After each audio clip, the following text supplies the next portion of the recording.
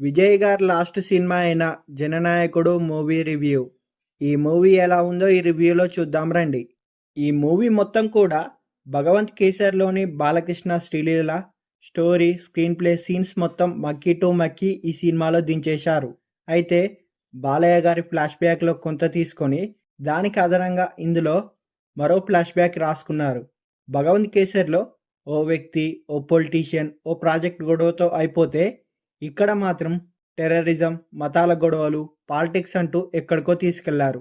First half అంతా దళపతి, విజ్జి స్టోరీతోనే సాగిపోతుంది. మధ్య మధ్యలో విలన్ ఎలివేషన్ సీన్స్కి 20 నిమిషాలు తీసుకున్నారు. ఇంటర్వెల్కి మాత్రం హీరో విలన్కి మధ్య ఫ్లాష్ బ్యాక్ ఏంటిది అనేది తెలుస్తుంది. ఇక సెకండ్ హాఫ్లో ఫ్లాష్ బ్యాక్ మాత్రం కొత్తగా రాసుకున్నారు. ఆ ఫ్లాష్ బ్యాక్ కూడా ఎక్కువ విలన్ స్క్రీన్ ప్లేతోనే ఉంది.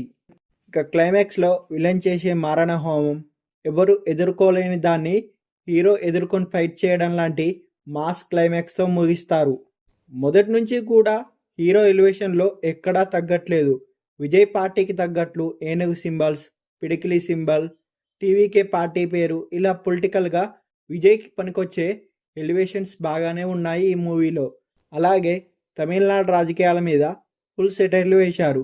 పొలిటికల్ డైలాగ్స్ బాగానే ఉన్నాయి. అలాగే విజయ్ గారి లాస్ట్ సినిమా అని ట్రిబ్యూట్ లాగా డ్యాన్సులు, డైలాగ్స్ కూడా గట్టిగానే ప్లాన్ చేశారు. ఫ్లాష్ బ్యాక్ మాత్రం బాగా సాగతీశారు. అక్కర్లేదనిపించే సాంగ్స్ ఈ మూవీకి ఇంకో మైనస్ అని చెప్పవచ్చు.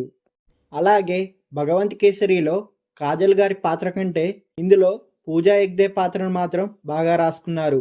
స్టోరీకి కరెక్ట్గా ఆ పాత్ర సెట్ అయింది. అయితే భగవంత్ కేసరిలో చూసిన ఫ్లాష్ బ్యాక్, క్లైమాక్స్ మొత్తం మార్చుకున్నారు కాబట్టి ఈ సినిమా కూడా చూడొచ్చు. అయితే క్లైమాక్స్లో ఇచ్చే ట్విస్ట్ ఊహించము. హీరో టైటిల్ కార్డ్ మాత్రం బాగుంది. సీఎం విజయ్ అంటూ ఇచ్చిన ఇంట్రో అదిరిపోయిందిగా. మొత్తంగా ఈ మూవీ గురించి చెప్పాలంటే విజయ్ ఫ్యాన్స్కి మాత్రం పండుగే. ఎప్పటిలాగే విజయ్ గారు తన పర్ఫార్మెన్స్తో మెప్పించారు. ఈసారి ఫ్యాన్స్ కోసం మరిన్ని డైలాగ్స్, ఎలివేషన్స్, డ్యాన్సులతో అదరగొట్టారు. ఏది ఏమైనా మూవీ మాత్రం బాగుంది.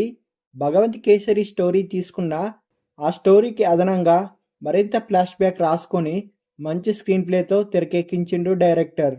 ఈ మూవీని చూస్తే మాత్రం చాలా ఎక్కువే ఖర్చు పెట్టినట్టు అనిపిస్తుంది. మొత్తంగా జననాయకుడు మాత్రం భగవంత్ కేసరి రీమేక్తో దళపతి విజయ్ గారు మన ముందుకు వచ్చిన మూవీ మాత్రం బాగుంది, చూసేయచ్చు.